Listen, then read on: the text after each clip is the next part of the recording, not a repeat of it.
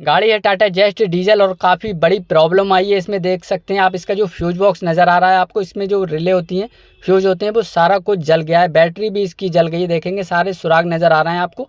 ऊपर से दिखाता हूँ मैं आपको, जो इसका बोनट है, ये देख सकते हैं इसका जो बोनट है और उसमें जो कम्बल लगता है वो भी जल गया है, इसकी कॉल टॉप भी जल गई है। आखिर इसमें ये प्रॉब्लम क्यों आई, क्यों इसकी बैटरी और इसमें बोनट में ये आग लग गई है, उसका कारण मैं आपको बताता हूँ। उसका कारण है ये प्लस वाला इसका टर्मिनल। इसके टर्मिनल में क्या हुआ कि ये यहाँ पे इसमें बोनट में ये टच हो गया। जब गाड़ी स्टार्ट थी, चल रही थी, तो किसी तरीके से ये ऊपर जाके टच हो गया, जिसके कारण इसमें स्पार्किंग हुई और इसका फ्यूज बॉक्स जला। उसके बाद इसकी बैटरी जल गई।